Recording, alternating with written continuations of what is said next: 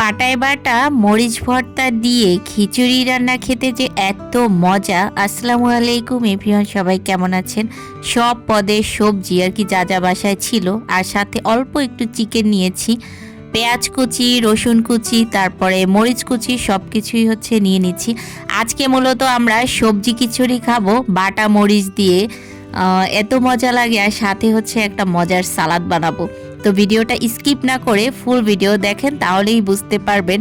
আর এভাবে যারা রান্না করে খাবেন, আই হোপ অনেক মজা লাগবে। প্রথমেই হচ্ছে চিকেনটাকে হালকা একটু তেলে ভেজে নিলাম, এরপরে পেঁয়াজ কুচি আর মরিচ কুচি দিয়ে দিয়েছি, কাঁচা মরিচ, আর হালকা একটু রসুন কুচিও দিয়েছি, তাহলে স্মেলটা ভালো আসবে আর কি। তো এখানে হচ্ছে আমরা চাল নিয়ে নিয়েছি 2 পটের মতো, বাসায় অনেক লোক ছিল তাই একটু বেশি নিয়েছি। আর এখানে সব পদের মশলাগুলো হচ্ছে গোশের ভিতরে দিয়ে দিচ্ছি। হলুদের গুঁড়া, মরিচের গুঁড়া, জিরার গুঁড়া, ধনিয়ার গুঁড়া, যা যা দরকার আর কি সব কিছু দিয়ে এরপরে এটাকে ভালো করে কষিয়ে নিব আর কি। আর এখানে চালের সাথে হচ্ছে 2 পদের ডাল দিয়ে দিয়েছি, মুসুর ডাল আর হচ্ছে এটাকে কি বলে, খেসারি নাকি, যাই হোক কি ডাল আমার এটা মনে নাই, আপনারা হয়তো মুগের ডাল, সরি এবার মনে পড়ছে।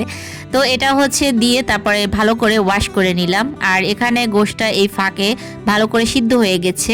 পরবর্তীতে আমরা যে সবজিগুলো কেটেছিলাম ওইগুলোই হচ্ছে দিয়ে একটু কষিয়ে নিচ্ছি। ভালো করে কষিয়ে নেবেন, তাহলে হচ্ছে স্মেলটাও ভালো আসবে।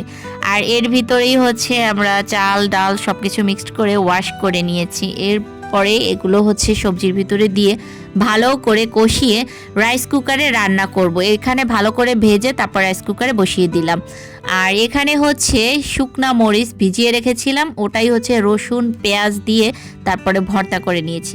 আর এটা হচ্ছে সিক্রেট সালাদ। এখানে হচ্ছে তেঁতুল নিয়েছিলাম, সাথে টমেটো, শসা, পেঁয়াজ কুচি, আর হচ্ছে ঝাঁঝালো সরিষার তেল, এগুলো দিয়ে একদম চটকিয়ে অনেক মজার একটা সালাদ করেছি।